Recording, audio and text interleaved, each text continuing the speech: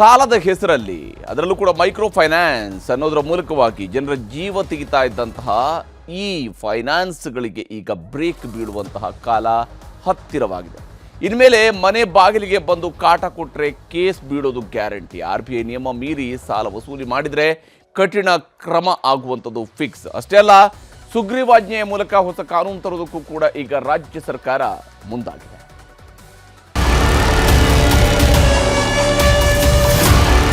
Outsourcing ಮಾಡಿ ವಸೂಲು ಮಾಡತಕ್ಕಂಥ ಕ್ರಮವನ್ನು ವಿರೋಧ ಮಾಡಿದ್ದೀವಿ. 5 ಗಂಟೆ ನಂತರ ವಸೂಲಿಗೆ ಹೋಗಬಾರದು. ಗೂಂಡಾಗಳನ್ನು ಬಳಕೆ ಮಾಡೋದು, ರೌಡಿಗಳನ್ನು ಬಳಕೆ ಮಾಡೋದು, ಅದನ್ನ ಮಾಡಬಾರದು. ಈ ನಿಯಮಗಳನ್ನ ಯಾರು ಉಲ್ಲಂಘನೆ ಮಾಡ್ತಾರೆ ಅವ್ರ ಮೇಲೆ ಸರ್ಕಾರ ಕಠಿಣವಾದಂತಹ ಕ್ರಮ ತಗೊಳ್ತದೆ. ನ್ಯೂಸ್ 18 ಅಭಿಯಾನ ಆಯಿತು ಮೆಗಾ ಇಂಪ್ಯಾಕ್ಟ್. ಫೈನಾನ್ಸ್ ಕಿಂಕರರಿಗೆ ಬಿತ್ತು ಸರ್ಕಾರದ ಅಂಕುಶ.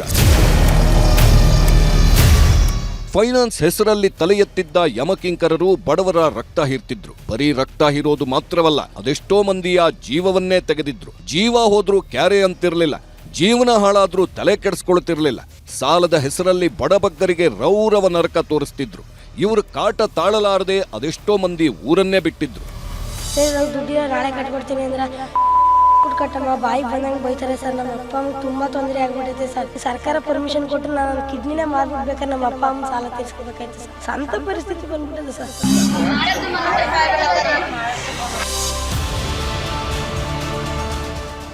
ಬಡವರ ಕಷ್ಟವನ್ನೇ ಬಂಡವಾಳ ಮಾಡಿಕೊಂಡು ಸಾಲದ ಮೇಲೆ ಸಾಲ ಕೊಟ್ಟರು. ಹಣ ಕೊಡದವರಿಗೆ ರೌರವ ನರಕ ತೋರಿಸ್ತಿದ್ರು ಮೈಕ್ರೋ ಫೈನಾನ್ಸ್ ಸಂಸ್ಥೆಯವರು. ಯಾವಾಗ ನ್ಯೂಸ್ 18 ಅಖಾಡಕ್ಕಿಳಿತೋ ಫೈನಾನ್ಸ್ ರಣಹದ್ದುಗಳ ಹುಟ್ಟಡಗಿಸೋ ಕೆಲಸ ಶುರು ಮಾಡಿತು. ಕಳೆದೊಂದು ತಿಂಗಳಿಂದ ಮಾಡಿದ್ದ ನಿರಂತರ ಅಭಿಯಾನದ ಫಲವಾಗಿ ಸಿಎಂ ಸಿದ್ದರಾಮಯ್ಯನವರೇ ಅಖಾಡಕ್ಕಿಳಿದ್ರು. ರಿಸರ್ವ್ ಬ್ಯಾಂಕ್ ಆಫ್ ಇಂಡಿಯಾದ ಅಧಿಕಾರಿಗಳು, ನಬಾರ್ಡ್ ಅಧಿಕಾರಿಗಳು, ಮೈಕ್ರೋ ಫೈನಾನ್ಸ್ ಒಕ್ಕೂಟ, ಪೊಲೀಸ್ ಇಲಾಖೆಯನ್ನೆಲ್ಲ ಒಟ್ಟಿಗೆ ಕೂರಿಸಿದ್ರು. ಸಹಕಾರ ಇಲಾಖೆ, ಕಂದಾಯ, ಕಾನೂನು ಇಲಾಖೆ ಸಚಿವರು ಅಧಿಕಾರಿಗಳನ್ನು ಮುಖಾಮುಖಿ ಕೂರಿಸಿ ಮಾತಾಡ್ರಪ್ಪ ಅಂದ್ರು. ಕೊನೆಗೆ ಎಲ್ಲರಿಗೂ ಎಚ್ಚರಿಕೆ ರವಾನಿಸಿದ ಮುಖ್ಯಮಂತ್ರಿ ಮತ್ತು ಉಪಮುಖ್ಯಮಂತ್ರಿಗಳು ಸಾಲ ಕೊಟ್ಟು ಶೂಲಕ್ಕೇರಿಸಿದ್ರೆ ನಮ್ಮ ಸರ್ಕಾರ ಸುಮ್ಮನಿರಲ್ಲ ಅನ್ನೋ ಆದೇಶ ಪಾಸ್ ಮಾಡಿದ್ದಾರೆ. ಸುಗ್ರೀವಾಜ್ಞೆ ಹೊರಡಿಸ್ತೀವಿ ಅಂತ ಅಬ್ಬರಿಸಿ ಒಂದಷ್ಟು ಕಠಿಣ ನಿಯಮಗಳನ್ನ ಇವತ್ತಿನಿಂದಲೇ ಜಾರಿಗೂ ಆದೇಶಿಸಿದ್ರು.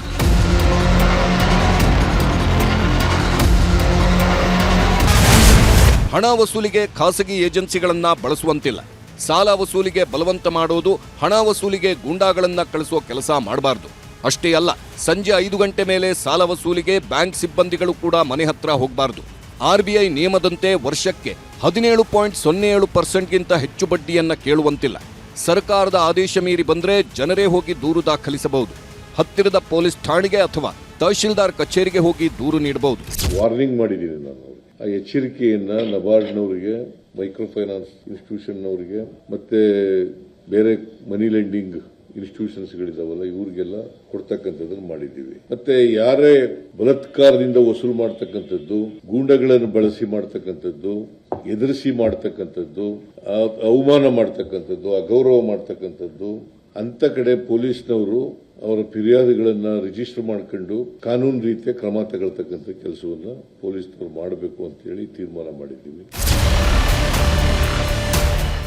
ಮೈಕ್ರೋ ಫೈನಾನ್ಸ್ನವರಿಗಷ್ಟೇ ಎಚ್ಚರಿಕೆ ಕೊಟ್ಟಿಲ್ಲ. ಪೊಲೀಸರಿಗೆ, ಅಧಿಕಾರಿಗಳಿಗೆ, ಸಹಕಾರ, ಕಂದಾಯ ಇಲಾಖೆ, ಜಿಲ್ಲಾಧಿಕಾರಿಗಳಿಗೂ ಸರ್ಕಾರ ಕಟ್ಟುನಿಟ್ಟಿನ ಸಂದೇಶಗಳನ್ನು ಕೊಟ್ಟಿದೆ. ಕಿರುಕುಳಕ್ಕೆ ಬೇಸತ್ತವರು, ನೊಂದವರೇ ಬಂದು ದೂರು ಕೊಡಬೇಕಂತ ಪೊಲೀಸರು ಸುಮ್ಮನೆ ಕೂರಬಾರದು. ಸಾಲ ವಸೂಲಿ ಕಿರುಕುಳ ವಿಷಯದಲ್ಲಿ ಪೊಲೀಸರೇ ಸುಮೋಟೋ ಕೇಸ್ ದಾಖಲಿಸಿಕೊಂಡು ತನಿಖೆ ನಡೆಸಬಹುದು. ಸಾಲ ವಸೂಲಿಗೆ ಹೆದರಿಸಿದ್ದು ಗಮನಕ್ಕೆ ಬಂದರೂ ಕೇಸ್ ಹಾಕಬಹುದು. ಅಪ್ಪಿತಪ್ಪಿ ಅಧಿಕಾರಿಗಳೇ ನಿರ್ಲಕ್ಷ್ಯ ಮಾಡಿದ್ರೆ ಅವರ ಮೇಲೂ ಕಾನೂನು ಕ್ರಮ ಅಂತ ಸರ್ಕಾರ ಎಚ್ಚರಿಕೆ ಕೊಟ್ಟಿದೆ. ಇದರ ಜೊತೆಗೆ ಪ್ರತಿ ಜಿಲ್ಲಾಧಿಕಾರಿಗಳ ಕಚೇರಿಯಲ್ಲೂ ಸಹಾಯವಾಣಿ ಶುರು ಮಾಡಬೇಕು. ಊರೂರಲ್ಲೂ ಮೈಕ್ರೋ ಫೈನಾನ್ಸ್ಗಳ ಬಗ್ಗೆ ಜನರಲ್ಲಿ ಜಾಗೃತಿ ಮೂಡಿಸಬೇಕು ಅಂತ ಡಿಸಿಗಳಿಗೂ ಸಿಎಂ ಸೂಚನೆ ಕೊಟ್ಟರು. ಪ್ರತಿ ಜಿಲ್ಲೆನಲ್ಲೂ ಕೂಡ ಜಿಲ್ಲಾಧಿಕಾರಿ ಕಚೇರಿಗಳಲ್ಲಿ ಒಂದು ಸಹಾಯವಾಣಿಯನ್ನ ತೆರೀತಕ್ಕಂಥ ಕೆಲಸವನ್ನ ಮಾಡಬೇಕು ಅಂತ ಹೇಳಿದೀವಿ. ಅಲ್ಲಿ ದೂರುಗಳನ್ನು ಕೊಡಬಹುದು.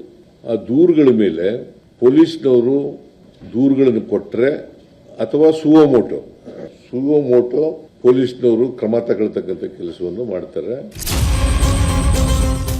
ಸರ್ಕಾರ ಬಾಯಿ ಮಾತಲ್ಲಷ್ಟೇ ಹೇಳಿದೆ. 1 ವಾರ 2 ವಾರ ಅಷ್ಟೇ ಈ ರೂಲ್ಸ್ ಅನ್ನೋ ಹಾಗಿಲ್ಲ. ಯಾಕಂದ್ರೆ ಸರ್ಕಾರ ಕಾನೂನಿಗೆ ತಿದ್ದುಪಡಿ ತಂದು ಸುಗ್ರೀವಾಜ್ಞೆ ಮೂಲಕ ಜಾರಿ ಮಾಡುತ್ತಿದೆ. ಮೈಕ್ರೋ ಫೈನಾನ್ಸ್ ಕಿರುಕುಳ ತಡೆಗೆ ಸರ್ಕಾರ ಕಾನೂನು ತರ್ತಿದೆ. ಮನಿ ಲ್ಯಾಂಡ್ರಿಂಗ್ ಆಕ್ಟ್ಗೆ ತಿದ್ದುಪಡಿ ನಿರ್ಧರಿಸಿದೆ. ಬರೀ ಆದೇಶ ಅಲ್ಲ, ಶೀಘ್ರದಲ್ಲೇ ತಿದ್ದುಪಡಿನೂ ಆಗಲಿದೆ. ಬೇರೆ ರಾಜ್ಯಗಳ ಕಾನೂನು ಪರಿಶೀಲನೆಗೆ ತಂಡ ಕಳಿಸಲು ನಿರ್ಧರಿಸಿದ್ದು, ಶೀಘ್ರದಲ್ಲೇ ಸುಗ್ರೀವಾಜ್ಞೆ ಮೂಲಕ ಕಾನೂನು ಜಾರಿಯಾಗುತ್ತೆ ಅಂತ ಸರ್ಕಾರ ಹೇಳಿದೆ. ಕಾನೂನುಗಳಿದಾವಲ್ಲ ಇವತ್ತು ನಮ್ಮ ರಾಜ್ಯದಲ್ಲಿ, ಅವಕ್ಕೆ ತಿದ್ದುಪಡಿ ಮಾಡಬೇಕಾದ್ರೆ ಕೂಡಲೇ ತಿದ್ದುಪಡಿಗಳನ್ನ ಮಾಡ್ತೀವಿ. ಅವುಗಳನ್ನ ಇನ್ನೂ ಬಲಯುತವಾಗಿ ಮಾಡಬೇಕಾದ್ರೆ ಮಾಡ್ತೀವಿ. ಜೊತೆಗೆ ಒಂದು ಹೊಸ ಕಾನೂನನ್ನ ಅದನ್ನ ಲಾ ಡಿಪಾರ್ಟ್ಮೆಂಟ್ನವರು, ರೆವಿನ್ಯೂ ಡಿಪಾರ್ಟ್ಮೆಂಟ್, ಫೈನಾನ್ಸ್ ಡಿಪಾರ್ಟ್ಮೆಂಟ್ ಮತ್ತೆ ಹೋಮ್ ಡಿಪಾರ್ಟ್ಮೆಂಟ್ ಚರ್ಚೆ ಮಾಡಿ ಕೂಡಲೇ ಆ ಕಾನೂನನ್ನ ಸುಗ್ರೀವಾಜ್ಞೆ ಮೂಲಕ ಮಾಡ್ತಕ್ಕಂಥದನ್ನ ಮಾಡ್ತೀವಿ. ಆಮೇಲೆ ಕೇಂದ್ರ ಸರ್ಕಾರಕ್ಕೂ ಕೂಡ ಈ ಕಿರುಕುಳವನ್ನ ತಪ್ಪಿಸ್ಲಿಕ್ಕೆ, ಹೆರಾಸ್ಮೆಂಟ್ ಅನ್ನ ತಪ್ಪಿಸ್ಲಿಕ್ಕೆ ಕೇಂದ್ರ ಸರ್ಕಾರನು ಕೂಡ ಕಾನೂನನ್ನ ಮಾಡಬೇಕು ಅಂತೇಳಿ ಒತ್ತಾಯವನ್ನ ಮಾಡ್ತೀವಿ. ಇನ್ನು ರಾಜ್ಯದಲ್ಲಿ ಮೈಕ್ರೋ ಫೈನಾನ್ಸ್ ಕಿರುಕುಳಕ್ಕೆ ಇಲ್ಲಿವರೆಗೂ ಸತ್ತವರಷ್ಟು ಗೊತ್ತಿಲ್ಲ. ಆದ್ರೆ 4 ಸಾವಿಗೆ ಮೈಕ್ರೋ ಫೈನಾನ್ಸ್ ಕಿರುಕುಳ ಕಾರಣ ಅಂತ ಕೇಸ್ ಆಗಿದೆ. ಎಲ್ಲರನ್ನೂ ಸಂಜೆಯೊಳಗೆ ಒಳಗಾಕಿಸ್ತೀವಿ ಅಂದ್ರು ಉಪಮುಖ್ಯಮಂತ್ರಿ ಡಿಕೆ ಶಿವಕುಮಾರ್.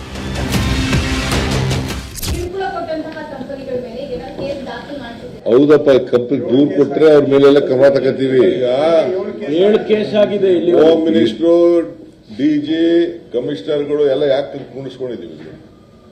ಸಾಯಂಕಾಲದಷ್ಟೊತ್ತಿಗೆ ತೆಗೆದು ಒಳಗೆ ಹಾಕಿ ಅಂತ ಹೇಳಿದೀವಿ.